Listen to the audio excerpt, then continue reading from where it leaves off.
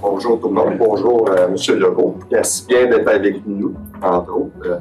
Je vous présente tout le monde M. François Legault, chef de la coalition Amener Québec et premier ministre du Québec. Il est accompagné aussi, je tiens à saluer, premièrement, M. André Lamontagne. André, si tu veux te lever, bien, tout le monde te connaît. Je ne connais pas. Député sortant de Bruxelles, puis naturellement, l'agriculture. Et il est accompagné aussi de Shirley Dorismont, qui est au niveau député sortant de Marie-Victorin, et candidate à Marie-Victorin. Merci bien d'être avec nous. Ça que sans plus tarder, M. Legault, oui. La parole est à vous. Bien, bonjour tout le monde. Moi aussi, je veux saluer notre ministre de l'Agriculture, André Lamontagne, saluer Shirley, donc, qui se présente dans Longueuil. Puis Longueuil, ben, c'est le siège social de l'UPA. Saluer tous présidents, présidentes, tous ceux qui sont ici ce matin avec nous autres. D'abord, moi, j'aime toujours venir jaser avec les producteurs agricoles parce que ce sont des entrepreneurs. Ça me rappelle mon ancienne vie. Moi, j'ai été un entrepreneur et je sais ce que ça veut dire. On a besoin d'entrepreneurs devant la parade, mais ça peut être stressant parce que quand on regarde ce qu'on a vécu depuis 2 ans puis ce qu'on vit actuellement avec l'inflation, je peux comprendre là, que les nuits, des fois, sont courtes. Donc, c'est important de venir vous voir. Et s'il y a un bon côté à ce qui s'est passé depuis 2 ans et demi avec la pandémie, c'est que les Québécois ont réalisé l'importance de ceux qui nous nourrissent. Je ne vous cacherai pas, puis je l'ai déjà dit, en mars 2020, une de mes plus grandes inquiétudes, c'était qu'on manque de nourriture. Parce qu'on a fermé les frontières, puis on a quand même encore à peu près la moitié de ce qu'on mange qui vient de l'extérieur. Donc, l'autonomie alimentaire, là, c'est pas juste une phobie, là, c'est quelque chose sur lequel on doit travailler, quelque chose sur lequel André a travaillé. Moi, je voudrais plus, dans ma vie, là, avoir ce stress-là encore de se dire, on va-t-il avoir de la nourriture pour tout le monde? Donc, la meilleure manière de s'assurer de ça, c'est l'autonomie alimentaire. Je pense aussi que c'est une question de fierté. Les Québécois ont comme réalisé que quand ça va mal, ben, il faut se serrer les coudes. Puis plus que jamais, vous l'avez vu, les gens veulent acheter des produits québécois, veulent même acheter localement. C'est même pas juste au Québec, c'est dans leur coin de pays. Et ça, c'est une bonne nouvelle. Je pense qu'on ait sensibilisé les Québécois à ça. Bon, je voyais ce que Martin, puisque vous demandez ce matin, peut-être juste faire un petit bilan de ce qu'on a fait depuis qu'on est là. D'abord, au niveau des chiffres. Quand on est arrivé en 2018-2019, le budget du MAPAC était de 475 millions par année. Cette année, pour 2022-2023, le budget du MAPAC est de 683 millions. Donc, on l'a augmenté de 200 millions. Mais, ce qu'on a fait aussi, puis j'ai tout de suite au début demandé à André de s'asseoir avec l'économie. Ça veut dire, on a mis ensemble, ça s'était jamais fait, le ministère de l'Économie, Investissement Québec, le MAPAC, puis la financière agricole. Parce que on parle souvent en économie de l'importance du manufacturier, parce qu'on transforme des produits. Bien, tous les producteurs agricoles sont dans un secteur manufacturier, fabriquent un produit. Et donc, le message que j'ai envoyé, entre autres, à Pierre Fitzgibbon, c'est quand vous aidez des entreprises, n'oubliez pas nos agriculteurs. Résultat des courses, quand on est arrivé au MEI, là, au ministère de l'Économie et à Investissement Québec, on avait pour 224 millions par année, la dernière année, 18-19, d'aide financière aux agriculteurs. Et l'année passée, on était à 424 millions. Donc, ça veut dire un autre 200 millions de plus. Puis, bien honnêtement, le message que j'ai passé à Martin, c'est que moi, j'en veux plus de projets. Évidemment que l'autonomie alimentaire, ça veut dire, oui, les gens achètent plus québécois, mais il faut qu'il y ait une offre de produits qui soit là. Donc, tous les projets, c'est le message qui est passé et à André et à Pierre Fitzgibbon, amenez-en des projets. Moi, je m'assois une fois par mois avec Pierre Fitzgibbon puis Guy Leblanc, qui est le président d'Investissement Québec, puis on regarde combien il y a de projets qui s'en viennent d'investissement des entreprises. Puis plus il y en a, plus je suis de bonne humeur. Puis on a quand même réussi quelque chose parce que quand on regarde juste les investissements agricoles, quand on est arrivé, il y en avait pour 1,5 milliard par année. La dernière année, même je dirais les 2 dernières années, on est à 2,5 milliards par année. Donc, c'est toute une augmentation, là, de passer de 1,5 milliard, je parle des investissements privés, à 2,5 milliards. Je pense que le gouvernement y est pour quelque chose. D'autant plus que quand je parle à mes collègues des autres provinces, dans la plupart des provinces, il y a eu une baisse de la production agricole. Nous, on a eu 460 nouvelles exploitations agricoles depuis 4 ans. Donc, on est comme à contresens de ce qui se passe. Bon, là où c'est frappant, c'est toute la production bio. On a doublé la production bio. On est de loin la province au Canada qui en fait le plus. Fait qu'il y a quand même aussi des bonnes nouvelles de ce côté-là. Il y a des problèmes de rareté de main-d'œuvre ou de pénurie de main-d'œuvre ou de pénurie de main-d'œuvre qui sont peut-être payés un peu moins cher. C'est comme ça partout en Amérique, là. Les Américains ont le même défi. Tout le monde a le même défi parce que de plus en plus, avec le vieillissement de la population, bien, on se retrouve dans une situation où on a de plein emploi et donc c'est un défi. Puis, de s'automatiser, ça devient incontournable. Donc, d'être passé d'1,5 milliard par année à 2,5 milliards par année d'investissement, c'est une très bonne nouvelle. Une des choses qu'on a faites aussi avec André, c'est qu'on s'est donné comme objectif, en 5 ans, de doubler la production en serre. Parce que oui, on a un hiver, nous autres, ici, puis on est déjà rendu, après même pas 2 ans, à une augmentation de 50% de la superficie de production en serre. André est en avance sur son budget, là, donc content dans ce temps-là. Ce qu'a fait aussi André, c'est qu'il a triplé le budget d'aliments du Québec. Ça, c'est important aussi de le faire. Je pense que les gens le font de plus en plus. Quand ils vont à l'épicerie, ils regardent s'il y a le logo aliments du Québec. Concernant l'autonomie alimentaire, toujours André, avait annoncé un 175 millions pour aider les producteurs à bonifier l'autonomie alimentaire, c'est-à-dire qu'on l'a annoncé dernièrement, et pour l'agriculture durable, parce que on a tous ce défi-là. Là. J'en parlais hier, là, on a, d'ici 2050, il ne faut plus avoir de GES. Puis, s'il y a quelqu'un qui sait l'importance de la terre, c'est bien les agriculteurs. Mais vous avez besoin de l'aide financière, puis vous avez besoin aussi d'être compétitif avec ce qui se fait ailleurs. Donc, c'est pour ça qu'on a mis en place, bon, d'abord, on a annoncé pour ce qui s'en vient le Fonds bleu, là, donc il y a une partie du Fonds bleu de 150 millions qui va être pour agrandir les bandes riveraines. Mais en 2020, André avait aussi mis en place ce qu'il avait appelé le plan d'agriculture durable, 125 millions.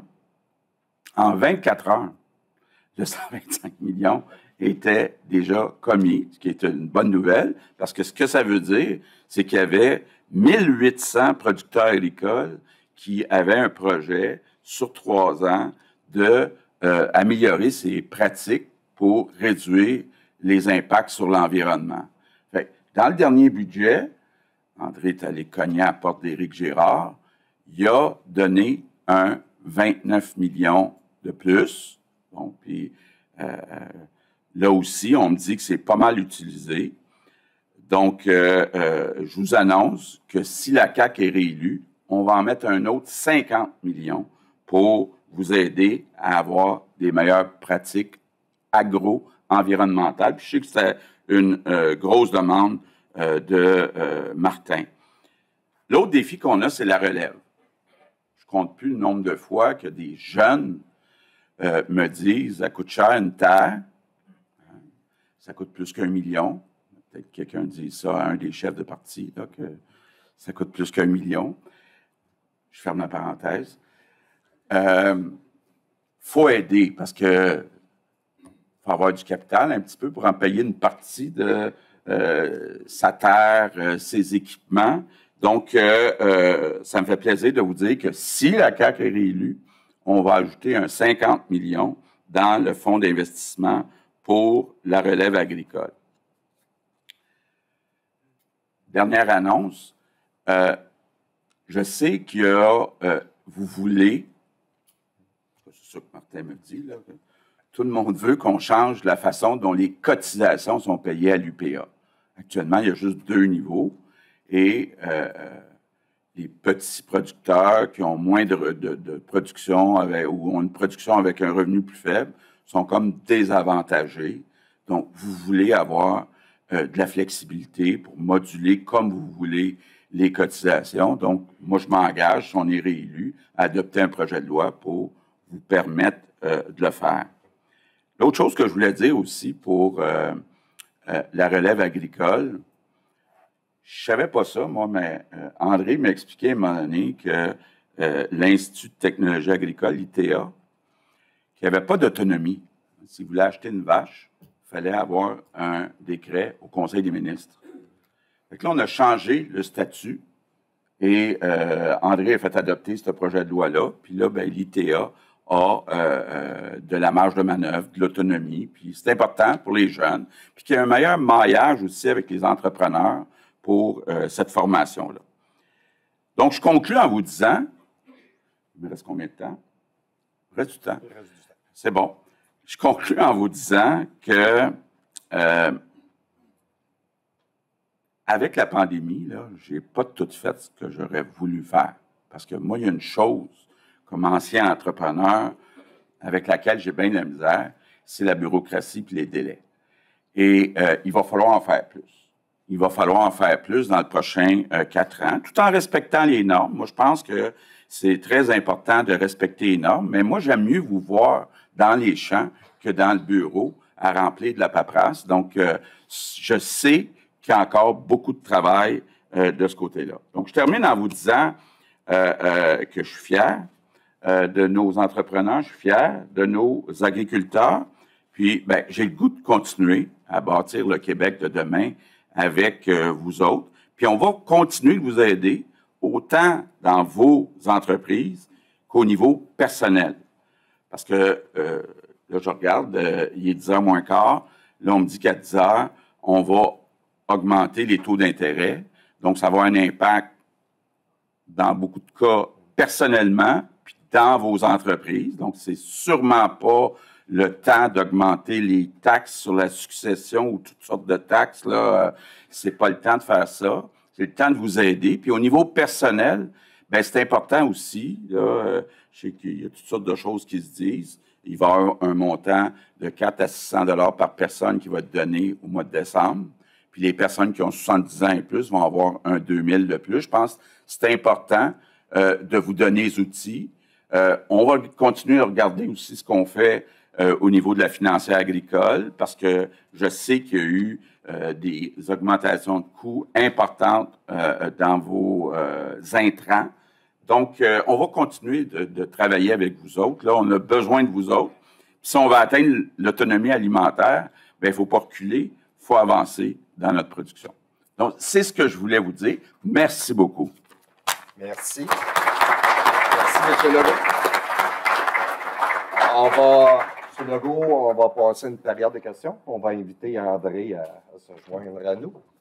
C'est que, oui, on va commencer. Juste vous nommer. Et... De l'Assomption? Ben oui! Félicitations de l'Assomption. Martin, tantôt, quand tu as fait ta présentation, tu as mis tous les qualificatifs à M. Legault, mais tu ne l'as pas présenté comme député de l'Assomption. Ah. Qui était un député sûrement incompté, c'est-à-dire extraordinaire, dans la média. Ceci étant dit, ça, c'est des fleurs. Vous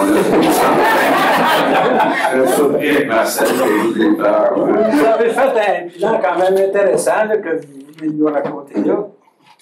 Le bilan légal d'agriculture de vos 4 dernières années est quand même intéressant, malgré toute la pandémie, puis je sais qu'il y a eu bien des choses. Toutefois, la pression sur le territoire agricole,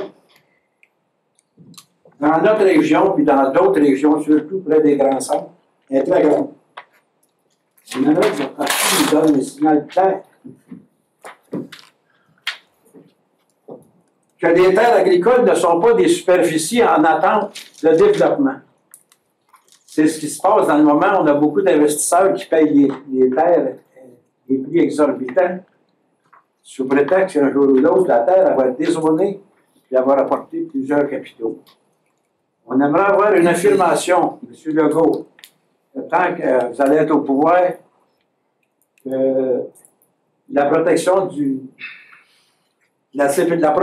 territoire agricole, qu'elle ne soit pas enfargée souvent par certains décrets, comme il s'est arrivé dans les derniers.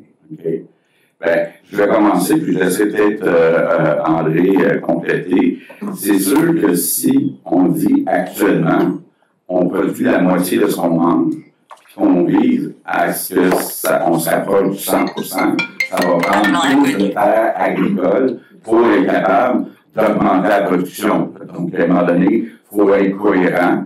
Et je pense que depuis 4 ans, André a été prudent et il peut arriver des exceptions à certains endroits où les terres ne sont pas utilisées puis qu'on pense qu'elles ne seraient jamais utilisées. Mais les terres, on va en avoir besoin de plus en plus. Donc, on a besoin de protéger ça. André, tu veux ajouter?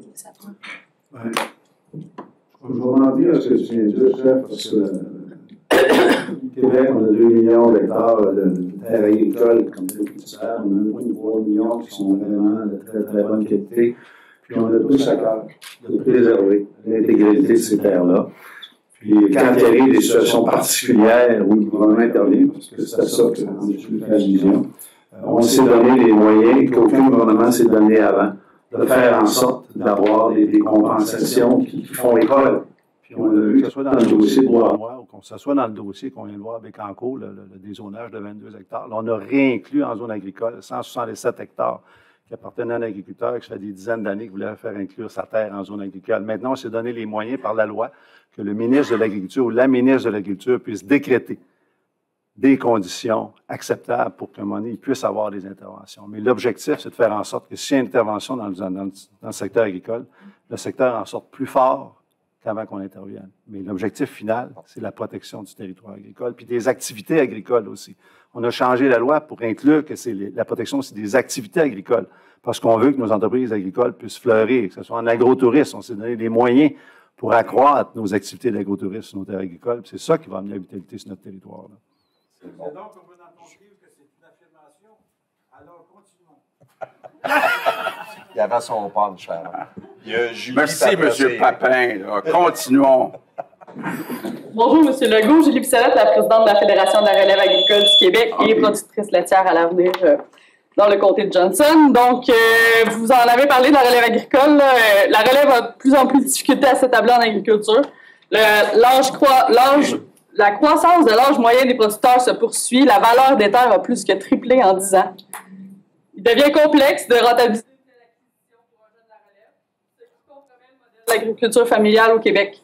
Vous venez de parler de la hausse du taux d'intérêt qui s'en vient dans pas long, le FIRA, une annonce dans le FIRA. Nous, on avait une demande précise là, au niveau du capital patient d'avoir un prêt à long terme avec un taux d'intérêt fixe et bas et d'une durée à peu près de 40 ans, performant, permettant d'assurer le développement dynamique de l'agriculture au Québec. Est-ce que vous engagez à mettre ça en place à partir du moyen du FIRA ou peu importe? Merci. Le 50 millions, j'ai annoncé que ça sera des prêts à long terme, comme vous le demandez. Oui. Peut-être ajouter quelque chose? Non, c'est une très bonne réponse. C'est bon. Éric?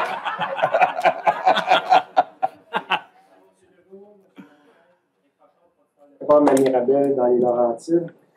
On va faire un retour sur les budgets. Mon questionnement porte sur le fait qu'au-delà de l'inflation qu'on subit présentement, qui affecte grandement le secteur agricole, pour laquelle on vous a demandé des programmes spéciaux, nous croyons qu'il est impératif que le gouvernement investisse des sommes dans notre secteur à la hauteur de la croissance de notre secteur. Donc, ici, on parle de 50 sur une période de 10 ans. Ces montants additionnels pourraient contribuer à accélérer la transition écologique que tous désirent. Ça pourrait aussi assurer la rentabilité des entreprises agricoles par soit bonifier ou améliorer les programmes existants. On parle ici de l'ASRA ou tout simplement en créant de nouveaux programmes. C'est ce que les producteurs de pommes du Québec demandent, c'est de mettre en œuvre un plan d'urgence pour sa stratégie de croissance. Aussi, on se souviendra qu'au printemps, les apiculteurs ont demandé un programme spécial pour pallier les pertes historiques de nos colonies d'abeilles. M. Legault, êtes-vous prêt à vous engager à ajuster le budget du MAPAC de 50 donc 500 millions, pour rattraper plus de 10 ans de retard? Je vais laisser André aller, mais puis on en a parlé souvent, moi puis André, les problèmes d'inflation qui vous affectent. Il y a eu quand même des programmes qui ont été mis en place dans la dernière année.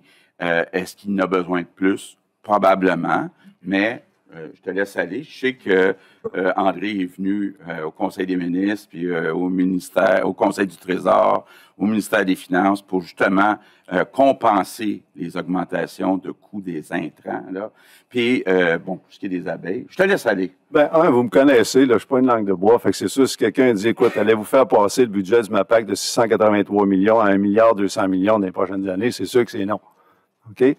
Par contre, ce que je peux vous dire, puis ce qu'on vous a démontré depuis qu'on est là, c'est qu'on est tout le temps assis avec vous autres, chacune des filières, on regarde vos enjeux, puis on est tout le temps en mode pour vous aider. Puis à travers tout ça, bien, ce que ça a fait, quand le premier ministre parle que quand on est arrivé, le budget 2018-2019 des libéraux, c'était 474 millions. Pour le MAPAC, aujourd'hui, c'est 684 millions. C'est parce qu'en quelque part, on s'est assis avec vous autres, on vous a écouté, puis on est allé avec les priorités pour vous accompagner.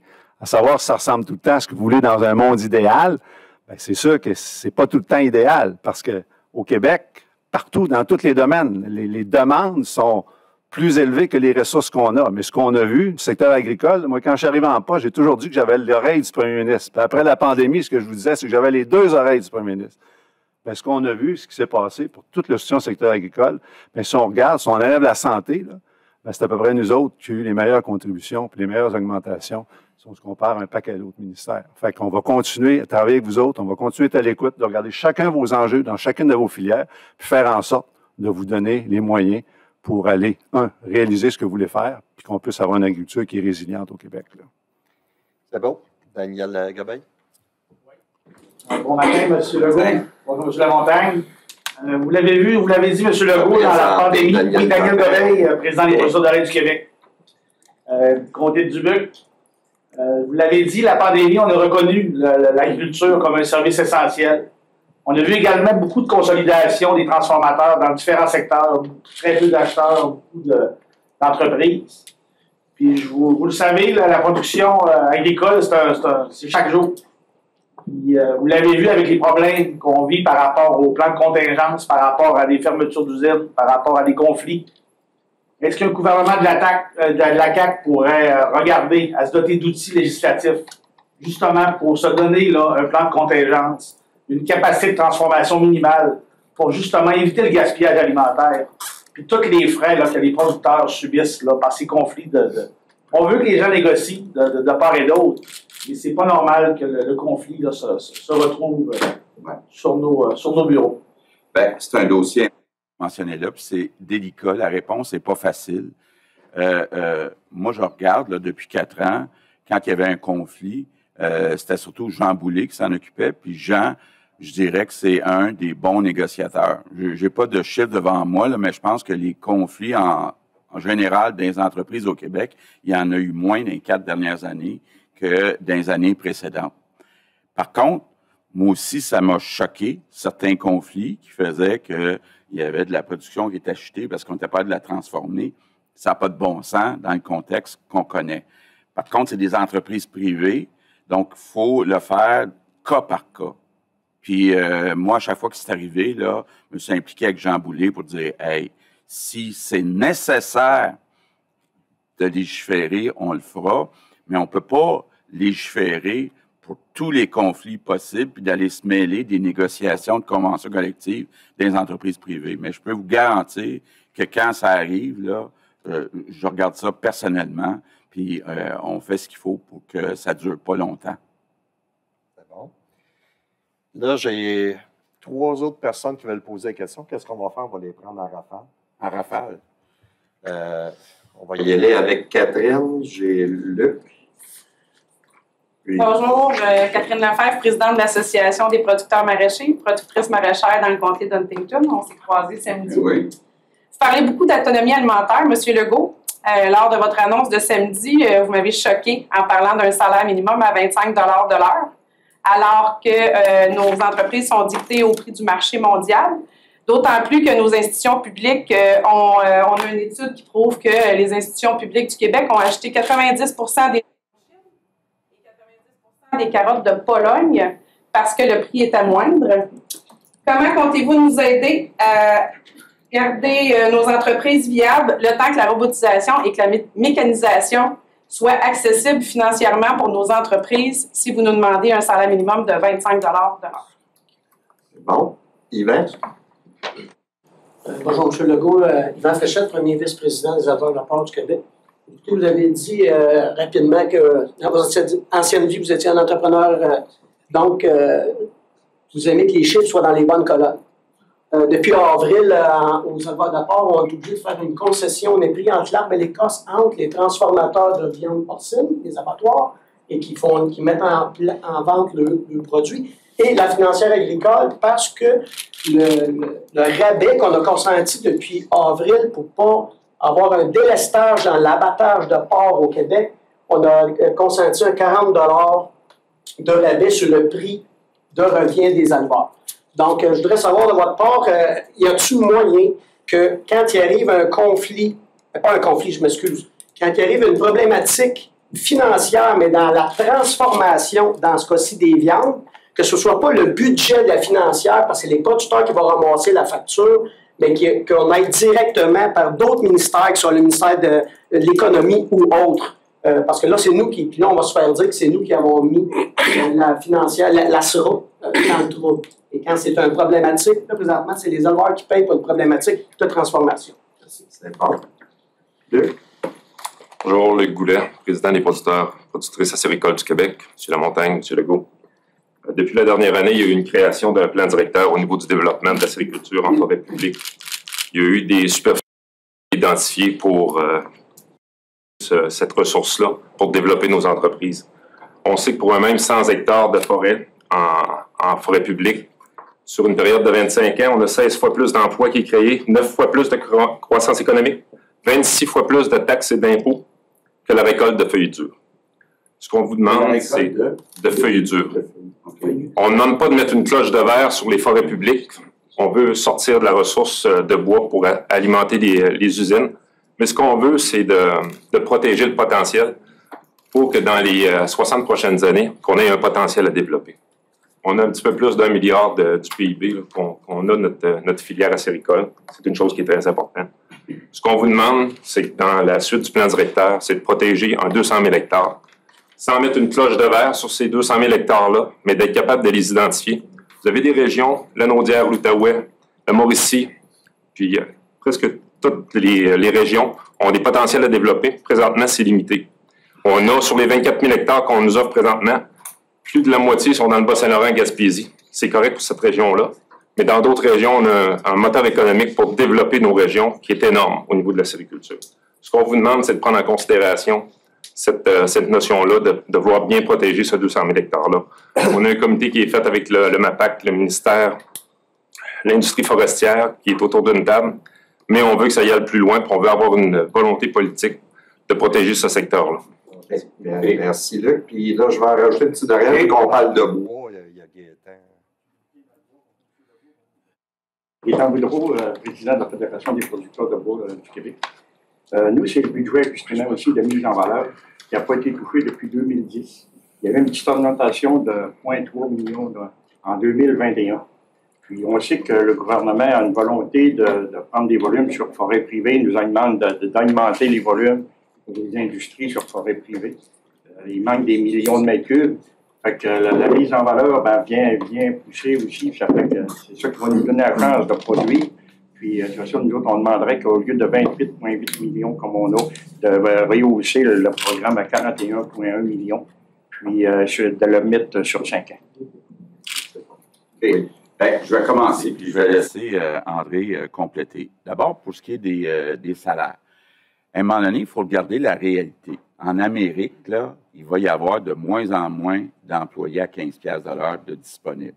Il faut quand même là, se le dire. C'est pour ça qu'on veut aider les producteurs à se mécaniser, se robotiser, parce que c'est un problème auquel on va tous faire face. Fait qu'on peut se mettre la tête dans le sable, mais avec le vieillissement de la population, il y a moins de travailleurs, donc les salaires augmentent très rapidement. C'est plus important que jamais de se mécaniser, puis on va vous aider financièrement à être capable de passer au travers. L'autre chose aussi, c'est que vous parliez des achats qui sont faits. André a déjà, quand on s'est donné avec Sonia Lebel, l'objectif que tous les ministères puis toutes les sociétés d'État aient une cible d'achat de produits québécois, incluant, par exemple, la nourriture dans les écoles, dans les hôpitaux. Et déjà, André est rendu à la moitié des ministères et sociétés d'État puis des réseaux qui sont donnés une cible. Le porc, c'était qui? C'était où? Oui, juste à côté. Écoutez, je pourrais tellement vous parler longtemps des abattoirs, là. Puis je sais qu'on a eu une mauvaise expérience avec la vache de réforme, avec... oui, c'est ça.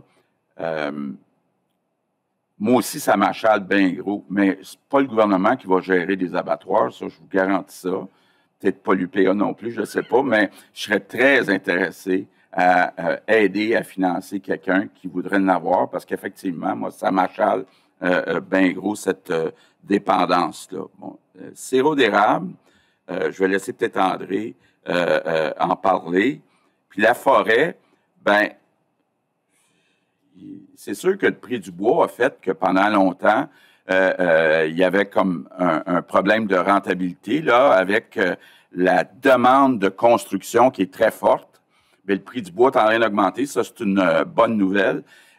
Pour ce qui est de la capacité qu'on donne de récolter, on va continuer de regarder ça parce que c'est une industrie qui est très importante dans beaucoup de régions du Québec. Puis on va avoir un équilibre aussi avec la protection du caribou.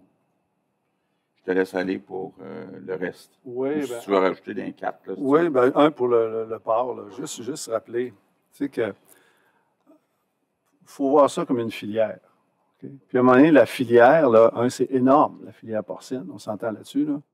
La filière, il faut qu'elle ait cette vision-là, ces capacités-là, de s'auto-réguler puis s'auto-gérer. Là, ce qui se passe présentement, là, okay, c'est qu'à un moment donné, il y a comme une trêve qui a été convenue pendant un certain temps, que les gens essayent d'arriver avec un nouveau terrain d'entente pour ultimement réussir à faire des affaires ensemble.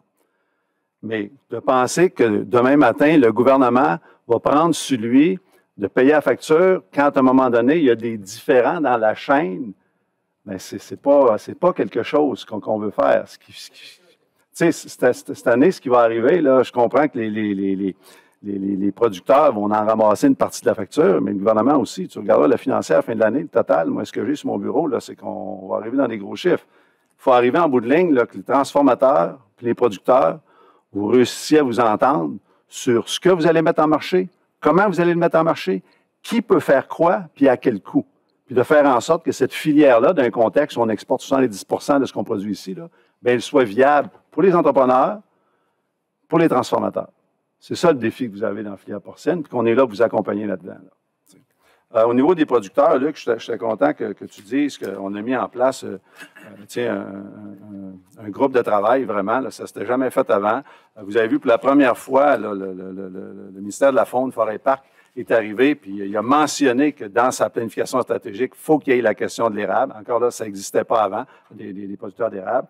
Puis moi, j'ai confiance là, que si on travaille comme il faut ensemble au fil des mois et des années, ce comité-là qu'on a mis en place avec les producteurs, le ministère de l'Agriculture, le ministère de la Forêt, Faune et Parc, bien, l'objectif, c'est de faire en sorte d'assurer aujourd'hui, 20 de la culture, de la production acéricole vient du secteur public. Puis on s'entend que la croissance future, OK, va venir davantage du secteur public, pendant qu'elle va venir du secteur privé. Fait que c'est très important la demande que vous faites.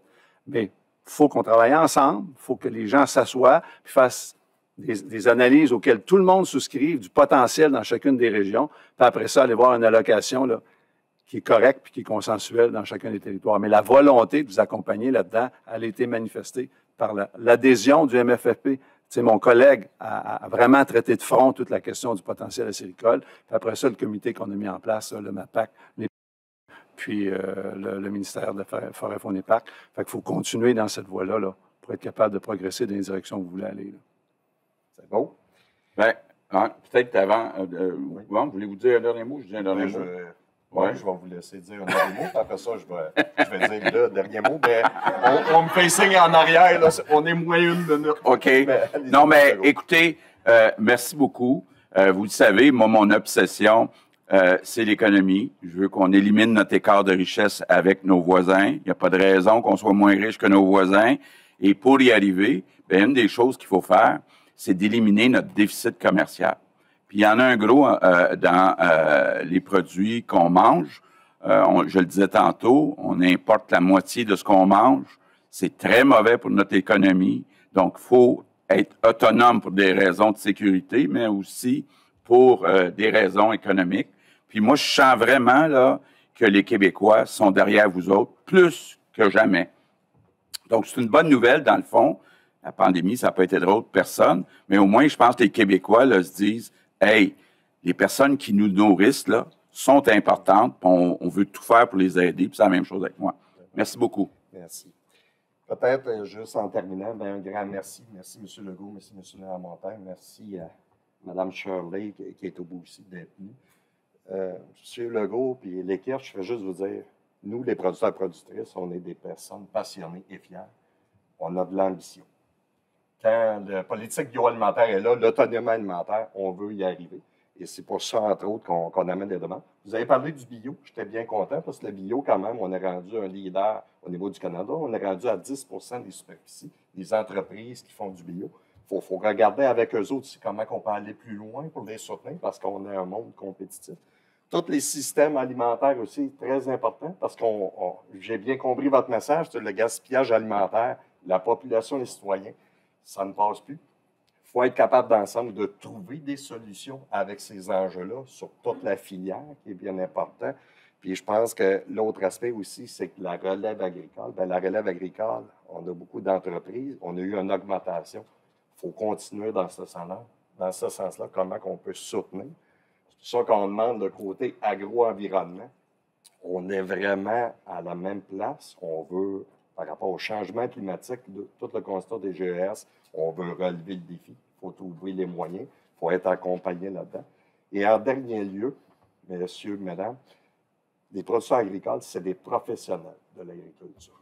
Je pense que par rapport à ça, il y a eu un projet de loi qui était amené un peu, puis je sais qu'André, on s'en est reparlé, mais je pense que vous pouvez compter sur nous qu'on est des professionnels de l'agriculture, puis on s'est engagé pour nourrir les gens d'ici et d'ailleurs, puis on va continuer à faire ça. Fait qu'un gros merci de votre présentation. Merci. Merci à toi.